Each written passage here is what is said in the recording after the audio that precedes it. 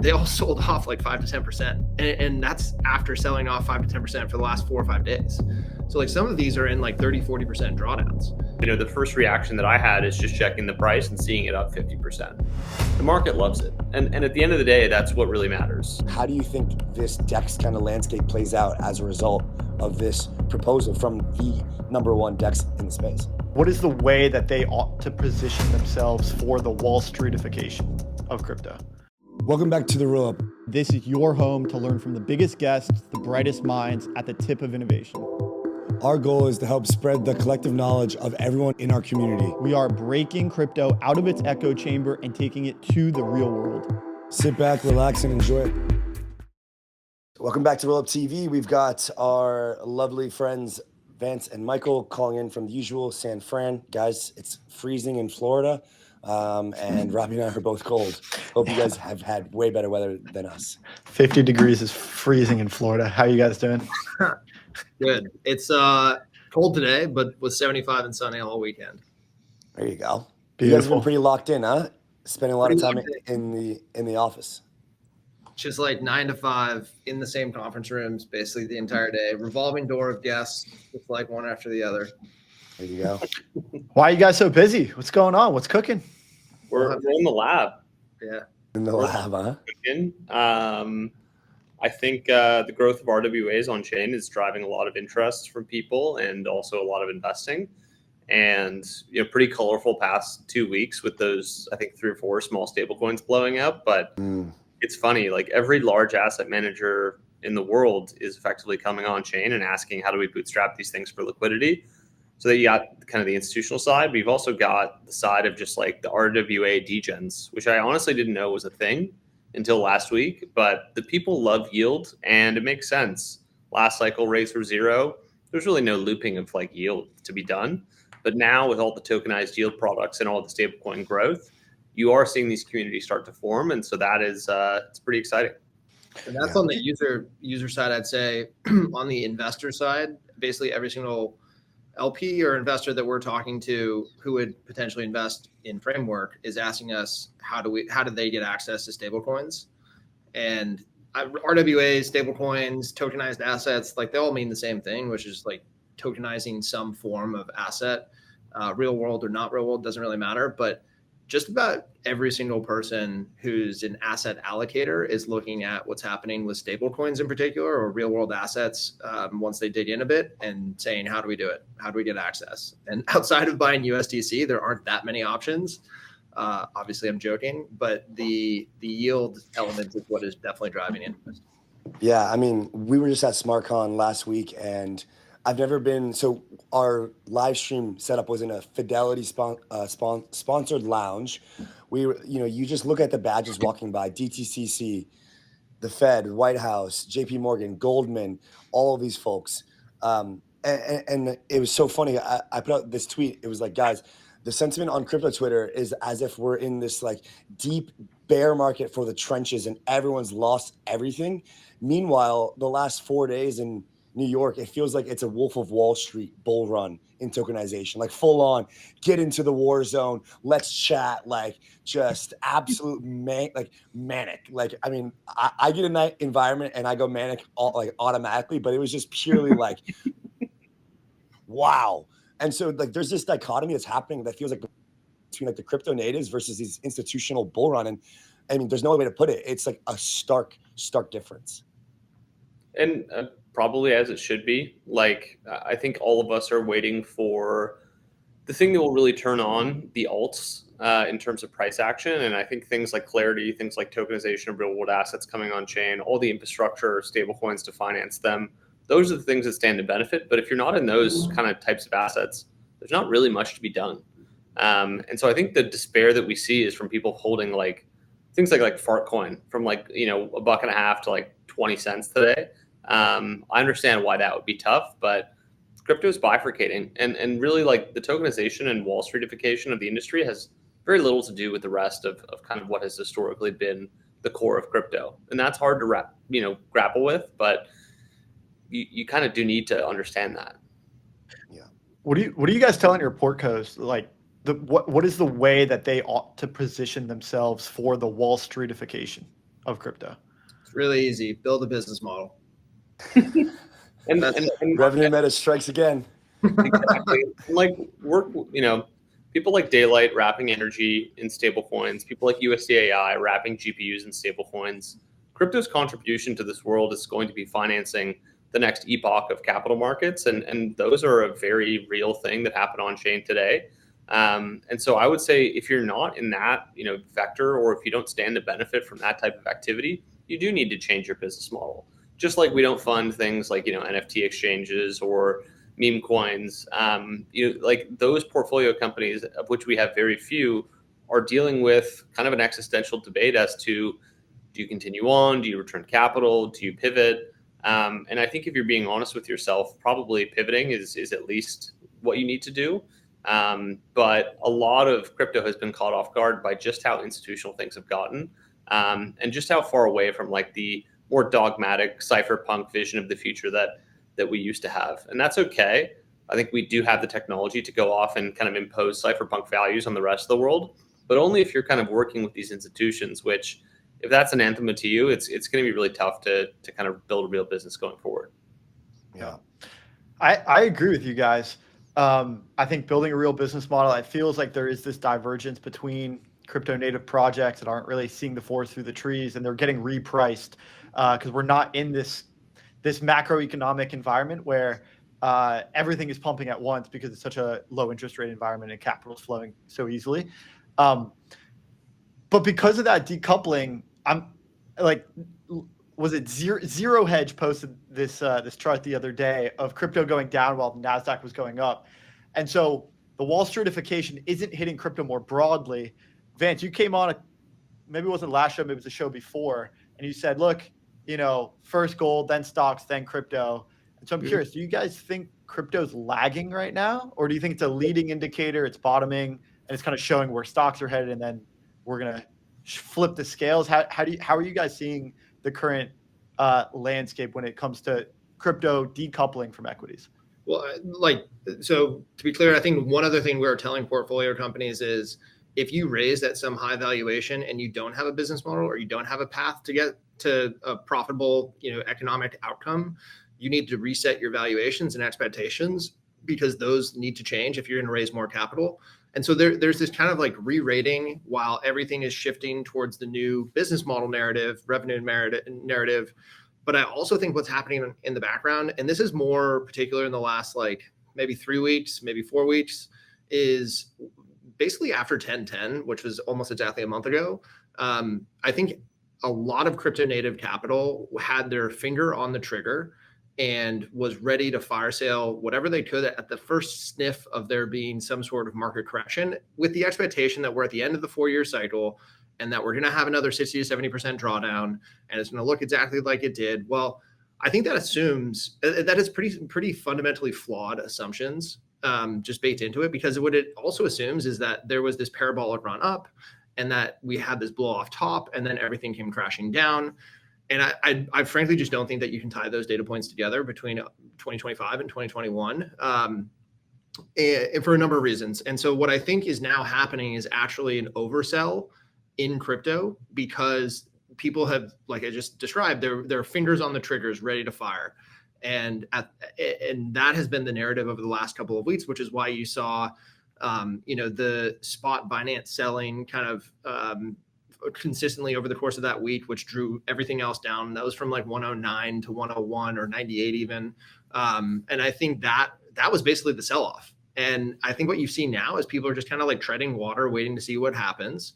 It's not very obvious which direction we go next. I think that we will probably be range bound for a little while here until there's a positive market narrative. But what you also saw today is basically every single growth stock, AI, energy, some of the growthier kind of like non-energy or AI related stocks, they all sold off like 5 to 10%. And that's after selling off 5 to 10% for the last 4 or 5 days. So like some of these are in like 30, 40% drawdowns. And I think you're really starting to see, government shutdown, I think, driving a lot of this, which I think in the next like day or so, or potentially, the day that this airs is the day that we're actually going to have the government shutdown be over. That's coming to an end. You have, I think, a lot of risk that was taken off the table because of that. The White House press secretary today said we may not even release the non-farm payroll and the CPI data from October. We're just going to skip it and go to November. Like, it's just like, oh, forget it. We're just going to move on forward. Like, there's just so much weird stuff going on right now. I think it naturally means that investors are taking risk off the table.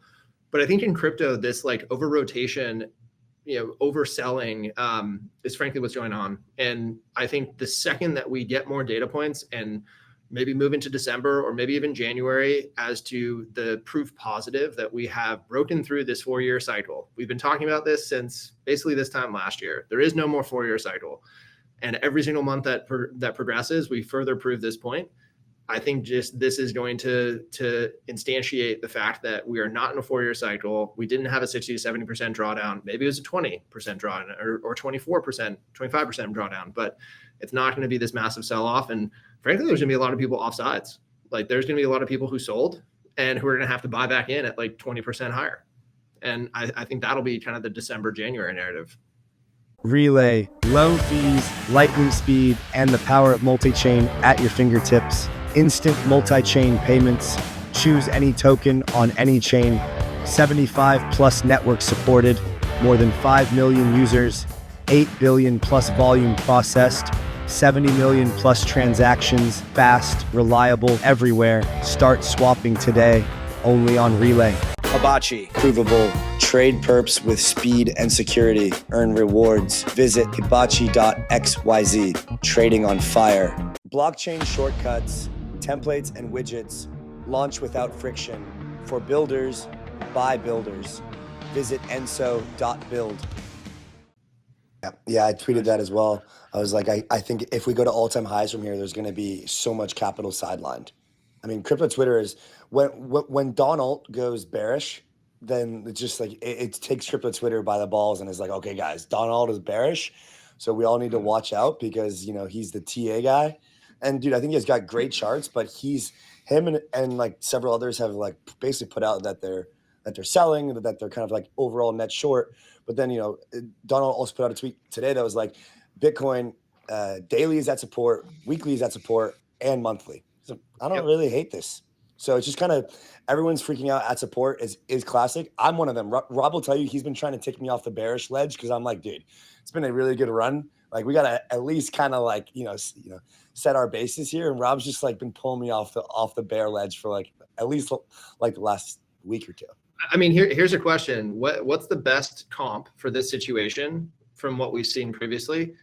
And it actually happened this year. It was end of April, early May, when Trump tariff tantrum happened. Yeah. Everybody was caught off sides. They sold, fire sold, and then had to play catch up all throughout May and June. Yeah. And that's when you saw the market rip like 2x. Some of the stocks, that are doing well now and kind of back to where they probably should have been, like they're 5x off the lows. It is going to be an offsides narrative at some point. It's just a question of when. And I think, in those types of situations, the only situation that's bad is if you are the one that's offsides. Yeah. Yep. Vance, curious, anything to add, this unification of Wall Street and crypto, but this decoupling of equities from crypto, how do we balance these two? I think they're more tightly coupled than people would probably like to admit. Like people are saying, crypto is so badly underperformed recently. And then you look at the hot AI data center stocks and they're down like 30, 40%, including Oracle, which is huge. The thing that's really keeping the S&P and QQQs up is NVIDIA, which is kind of a whole separate other thing. But look, I think, people are expecting the 4-year cycle to play out as it always has. And maybe there's some, it becomes real because people collectively believe it. But even the downside targets people are posting on BTC are pretty weak. Like 87,000, 90,000. It's like, okay, it's like 10% lower than where we are today. And below 100K, there's likely a bid. We understand that there's a few folks that are quite large that pushed it from 90 over 100 in the wake of the Trump win. I think those folks returned, but it takes a while for people to see value for BTC over 100K. And even like checking, prices, it's like BTC is still over 100K. It's it's pretty wild. It like forever that was the price target that people dreamed about, and I think what you're going to see going forward is a lot is happening on Ethereum. Like it doesn't necessarily need to happen on Ethereum, but it is happening on Ethereum, and just like that liquidity builds liquidity, and so there is a natural flywheel there, especially with these RWAs, which I think are the most interesting part of the market today. We see a lot of people buying Bitmine that are these large institutional funds, like the largest shareholder of this stock called Iron, which I think has literally gone up like 8 or 10x this year, sold and rotated into Bitmine. So Tom Lee's going to have additional buying power. I think Saylor, the big $1 trillion question in the market is he going to be able to sell this STRC product? And I think the base case is that he's going to be able to sell a lot more than people realize. Like he's upsized multiple euro denominated offerings and it's trading at par. So like I have a pretty good sense of who the next marginal buyer is going to be.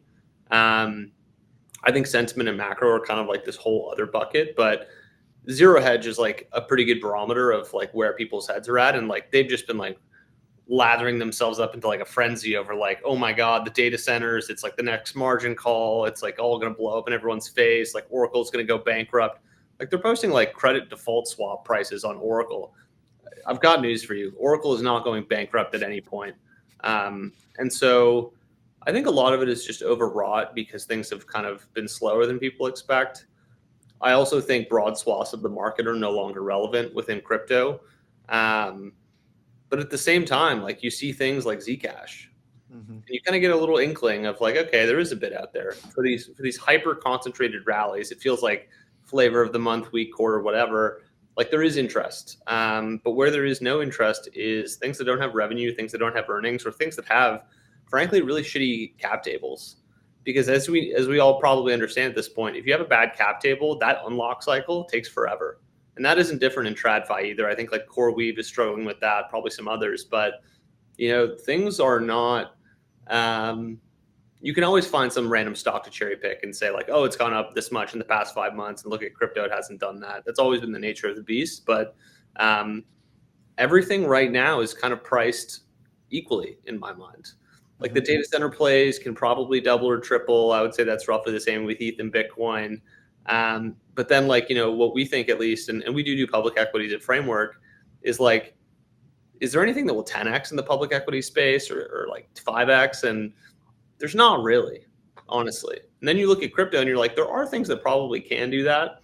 Things need to change, more regulations, disclosures, flows. But I would say the equities and the coins are probably priced at parity on the large cap and mid cap size. But like on the small cap size, like the $1 billion names, there's far more opportunity in crypto than there is outside of it today. Yeah, there is this secular, more specific repricing of assets, and it is around the coins that you, like you mentioned, have business models. Uniswap 2x'd. That's not an insignificant market cap of a coin. On their news that they were going to do some sort of buybacks, and I think that's probably how the repricing happens. We see this large jump, whereas everything else is kind of flat, and then it just tends to sustain at that higher level, whereas everything else sort of falls, where the chips do. And I want to hone in on what you said is probably the most interesting part of the cycle, or at least part of what's happening right now. And Andy mentioned something about it earlier on today's stream as well, which was this idea that we're either like rehypothecation is different than recursive lending. And when you're thinking of RWA looping, I'm curious which bucket it falls into. Maybe you could just illuminate like what is the distinction between those two, and where does RWA looping fall in? Why don't you give us a definition?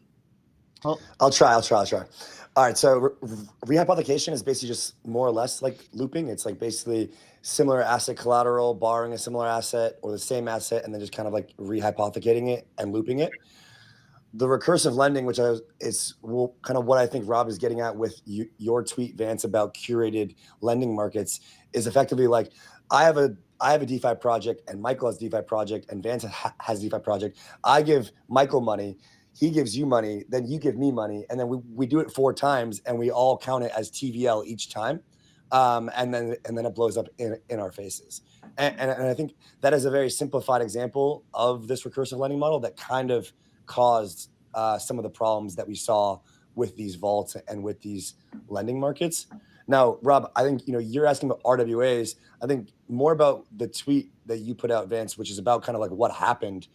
Maybe you could just like talk us through like the key learnings there, and am I on the right track there? I think that's kind of like the right way to think about it. I think that's the right description. I would say the thing that caused the problem was something entirely related, but also separate in the sense that there was off-chain managers. So like in these RWAs, these opaque kind of fund guys. Yeah. Right. The question is, and we still don't know who those people are, is like, what are you actually tokenizing? And if you're in like a Janus Henderson AAA CLO ETF, you have very clean look-throughs in terms of what is the credit quality underlying, what are their payment schedules, have they ever missed anything? You have basically perfect information as it relates to that company. When you literally give someone money and they take it off chain and they say, we're going to generate yield for you and we'll come back to you whenever you want it, that's when it gets pretty dangerous. And so I think just like the main thing is just like credit quality. And there are things that have, Y, X, A, B, C, USD on them. But those are not stable coins. Those are supposed to represent a dollar denominated amount of that credit, but you really have no assurances there. And so like the thing that we're really trying to do is just push the credit quality underwriting forward, push the risk management forward, push the liquidity and tranching up of risk forward. And I think that's really the path. That there's no rocket science here, but you need to build things very slowly and thoughtfully and carefully. And that is generally what Sky and we do best, is just like really not compromising on credit quality or transparency. So the kind of curated lending market take here, and Michael, I'm sure you have some thoughts as well.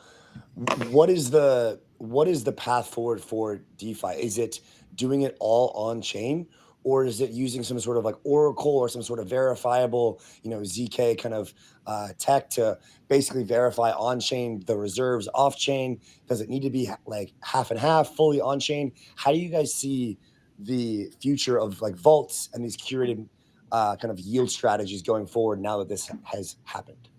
I think there's not one size fits all, but I think what you have to look at is what the relative risks would be for each different situation. So let's say you're able to take the assets off chain, and just to like add a little bit, I think of rehypothecation as I am taking assets out that are normally used as collateral and I'm using them in other ways. And this is like the three arrows. We're taking the Bitcoin that people put into Genesis and we're lending that, we're giving that to Three Arrows. And, trust them, they'll be fine. But it's like off our platform so that, when Three Arrows isn't able to give it back, well, the assets that are stuck, Genesis has to go bankrupt. And so I think that's where you can get into real danger when you don't have verification or you don't have basically provenance and ownership over those assets that are being used as collateral.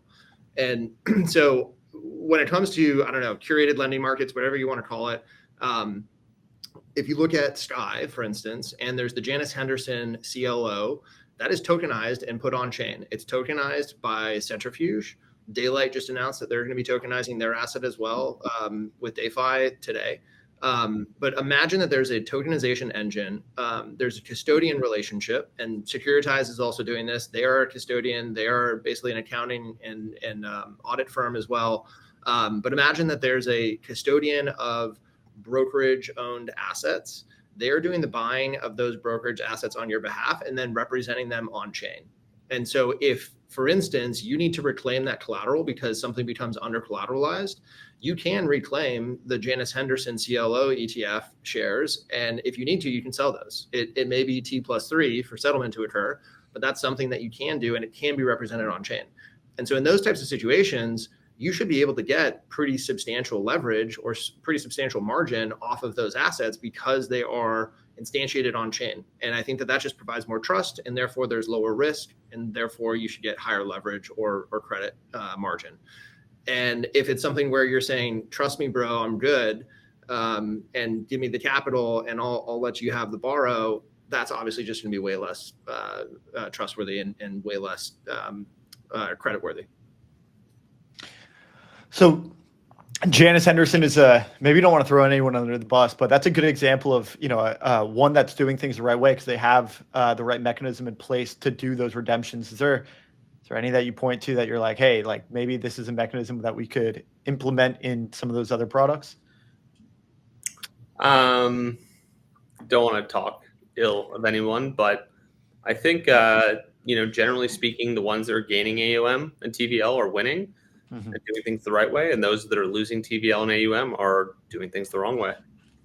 The market always votes on this stuff, and hopefully it doesn't vote so quickly that people get hurt. But as we've seen, that is often the case with these small stablecoins. I mean, and going back to it, as we saw with what happened on, Binance, if that is exactly, the case where USDE had an issue with its pricing oracle on Binance internal, and that could be another risk as well. So it's not just the redemption, but it's how do you price this? How do you make sure that you're getting a fair and accurate pricing, especially if you're using this as real-time margin or collateral for other aspects or other products? Like that is just as important as being able to get to liquidity. Asset management redefined, built on ERC 7621. Standardize how you launch, manage, and trade on-chain baskets. This is Alvara, the standard for on-chain asset management. The wait is over. The Talus testnet is live. Be part of the revolution. Join now at testnet.talus.network. Yeah. Guys, I'd like to switch back to the Uniswap topic and the Lido buyback topic. Revenue meta's in full swing. I did see an interesting tweet though about so basically there's a couple things going on with Uniswap. First is this unification of the token. They've obviously had this equity, token bifurcation where their labs company has been making, I think it's 9 figures a year in revenue effectively, and the token holders have gotten zero. They've been, part of Andre Cronje's, valueless governance token era, which had its time and place and was likely a major result of Gensler and the lack of regulation. So, fast forward to now, obviously Hyperliquid has came in and said, you know what, guys, we're going to do it this way. And you guys are either going to adhere to what we've done or, kick rocks. And, lo and behold, some teams will kick rocks, but some teams are going to, create a real business. Uniswap is going to keep dominating, but they've introduced attack vectors to their business. What I mean by that is the VE token model that the Curve guy, Michael, created with Andre and they kind of built out is actually mechanically, and perhaps this is arguable, but a better way to distribute revenue back to token holders over the long term and kind of effectively mitigate sell pressure and create a more kind of long-term ecosystem. And the Aerodrome founder tweeted yesterday and quote tweeted the Uniswap announcement. And it was like, wow, I cannot believe that they would make this big mistake the day before we announce our huge announcement. The huge announcement today is that they're combining Aerodrome and Velodrome, and they're going to launch on Arc as well as Ethereum and some other chains and try to basically become the dominant DEX of EVM. And so it poses a question where it's okay, Uniswap charges the 0.3% to the LPs. Any LP, knows that. They've introduced their UX fee either last year or earlier this year. I think it's 25 bips or 75 bips to swap on it. And now they're introducing basically the, return of some revenue from, and I don't have the proposal in front of me, but back to the token holders. And so there's now cypherpunk devs on the timeline saying, yeah, let's go ahead and rent seek off an immutable smart contract and call it a business. Why would I ever go to this smart contract? I'm just going to we can just fork it and make our own and, yada, yada, or XYZ. And so there's kind of this, there's two kind of sides to the Uniswap coin here.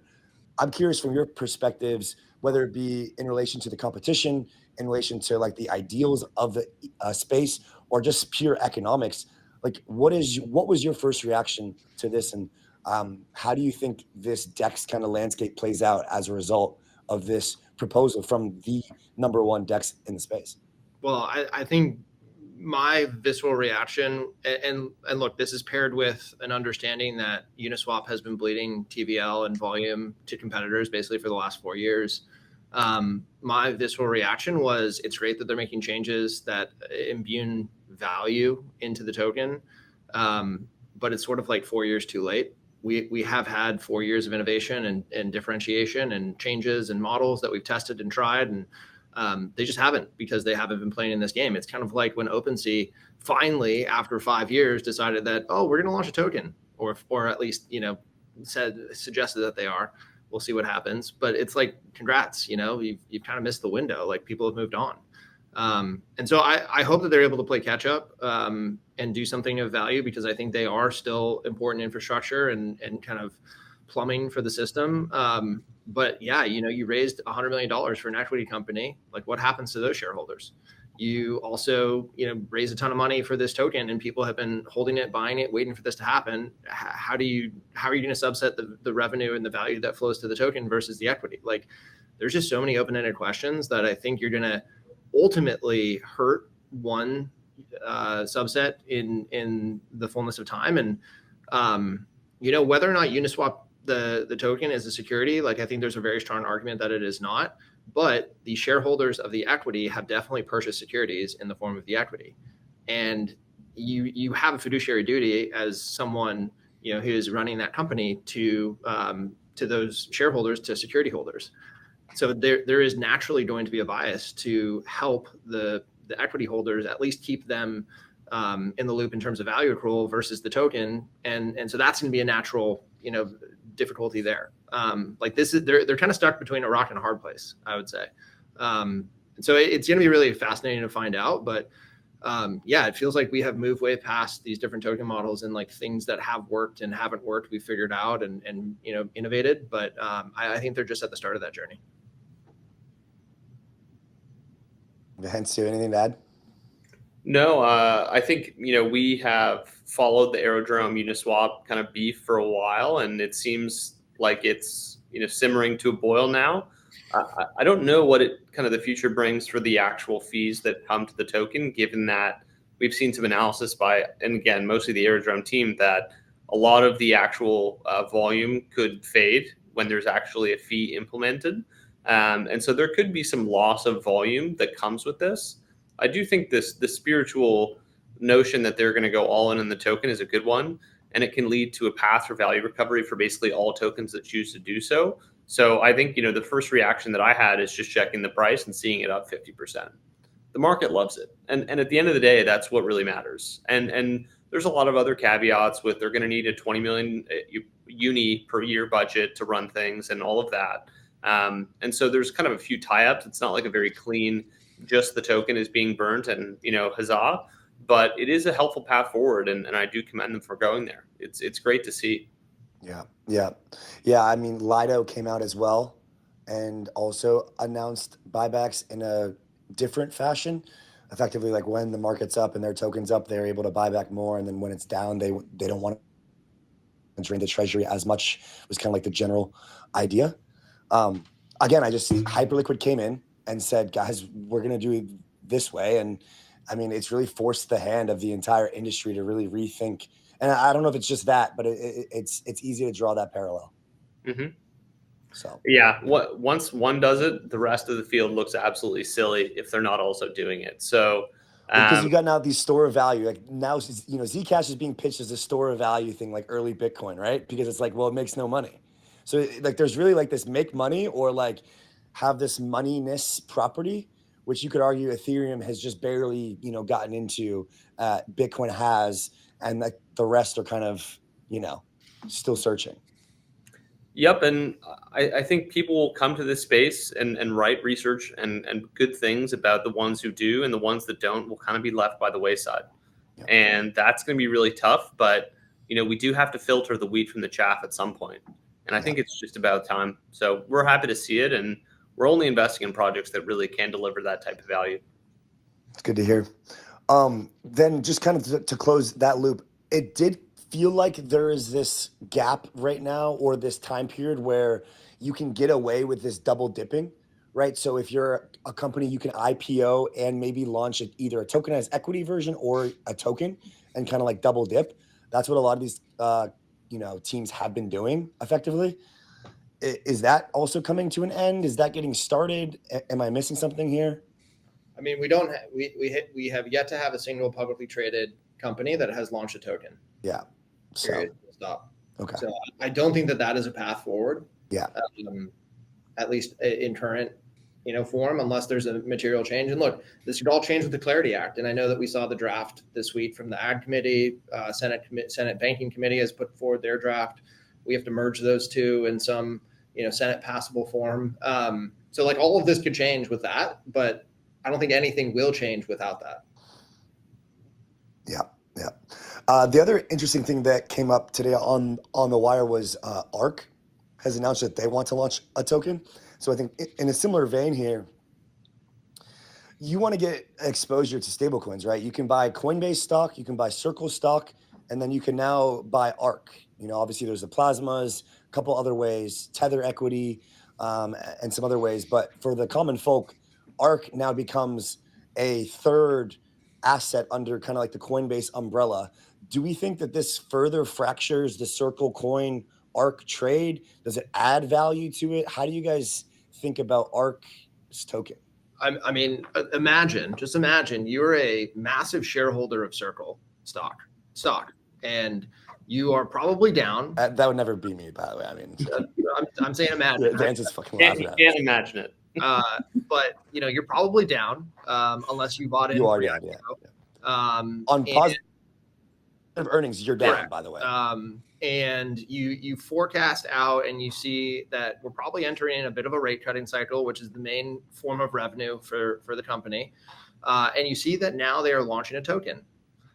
That was not, I think, disclosed in their risk disclosures or in their S1. I don't think it's been something that's been disclosed up until now. I don't know what the process is for disclosing exactly if they had to back then, but you would imagine that some value would accrue to that token that should have otherwise accrued to the equity. How do you feel? Well, this is kind of what I was getting to. Is just like there's this kind of window here where teams are like, MetaMask is going to launch a token and Consensus is going to IPO. We're also, yeah. Go ahead, Vance.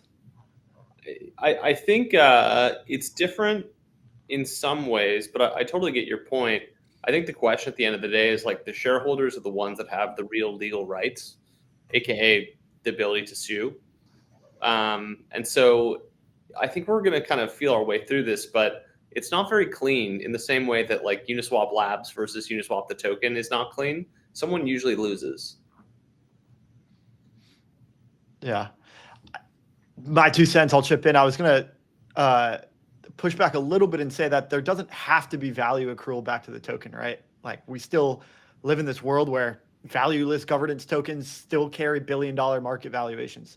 So shareholders can get revenue, token holders can get this piece of whatever a token is with no value accrual, and everyone can be happy. And as we talked about the revenue meta t-shirts that you guys are making. Yeah, exactly. we are. That's alpha, by the way, guys. Look, I get the perspective that there are still things that exist. I think that is a fleeting perspective and a fleeting reality. Yeah. Right. Ultimately, these things get more defined, and they end up converging and splitting value between one another. Well, that's the thing is it's going to fracture one way or another. I think that's kind of like the main point here from Mike. Guys, staking ETFs, Ethereum, Solana, approved. Do people that you guys speak to really care about staking? Like, are people really trying to get the extra yield? How do they do you guys see real demand coming from it? I see Michael saying no, Vance saying yes. So there's difference. People that we speak to are not caring about the extra 3% on their Ethereum. Like we're talking about like venture investors. It's a very different landscape, but the vast majority of capital, especially the ones that are investing in these ETFs, definitely care a ton about an extra 3% denominated in the native asset. Like that's a 3% compounding. It's like you get more Apple shares for owning Apple. Like that's great. And Would never know what it feels like. and I generally say it's a very big deal. I'd also say if you are not Tom Lee or you are not Michael Saylor and you are running a DAT, this is a negative. This is a huge negative for you as well. Yeah. Can you explain that? Well, there was an argument that because the staking ETFs did not have the ability to stake, that the DATs were actually a more capital efficient way of maintaining ownership in this network. There still is an argument that because of the rules and requirements around the liquidity that you need to be able to stake, they won't be able to fully stake their entire like ETH ETF. And while that is still true, I would imagine that there will be some rules and regulations around staking. Like right now, the staking queue for Ethereum is weeks long. And so for you to be able to have a massive amount of ETH staked within the protocol, you're going to have to be able to get to liquidity over some reasonable amount of time. So they won't be able to stake all of it. That is more like a nuance, I would say, less a strong argument. And there will probably be new rules to allow ETFs to have some staking that is commensurate to the full staking rate. So all of this is to say, I'd say you used to have this as a point of differentiation. If you were the number 3, number 4, number 5 DAT within a stakeable asset category, now that argument is gone. You have much less of a reason to exist. Jeff, it's been a great episode. I got one last thing for you. Is the just on the topic of DATs, the Hyperliquid Strategies deal should be closing here in this week or next week before Thanksgiving, I think. We had David Seamus come on and tell us that there was upwards of 350 to 400 million in capital that was pretty much dry powder, ready to go. Just curious how you guys are thinking about Hype and Hyperliquid going into this deal closing. Look, I think we're extremely excited about Hype in general. But the other thing is, I would say everybody thinks that there's this massive unlock happening, and there is for all intents and purposes. But I would just pose the question as to, like, what's their incentive to sell? You know, if Jeff is the one that funded all of this through the gains of the market maker, do you think that he's going to be one who on chain is selling assets, you know, right at the unlock? Or do you think that he's going to be holding on to this for a very long period of time? And if he has the vast majority of the team's share, what if the unlock event, as cliche as it is to say this, is actually a bullish unlock? I knew that was coming, dude. Well, it's been a while since I said those 2 words, but it's possible. Well, it becomes a supply sink instead of a new supply, movement. Because the big problem is that the FDV is so high, right? Versus the current valuation, kind of throws investors off. Mm-hmm. Last thing I'll throw at you guys, I know we're quite a bit over. Lighter raised 68 million at 1.5 bill. The idea on the market was there's Hyperliquid and there's nobody else. There's zero competition. Now it's like there's Hyperliquid and then there's kind of like Lighter now. And so does that open the door to, like, there's Hyperliquid and then there's XYZ, ABC? How do you guys think about Lighter's, mainnet launch, token launch? Do you guys even give a fuck? Like, where are we at? Don't think about them at all. I would say the perpetual Widowmaker trade is trying to be in the number 2 or number 3 of a massive category within crypto. It has largely never worked out. And I think perpetuals and perps markets are going to play out the same way. It's 90% value accrual to the top one right now, 10% to the rest.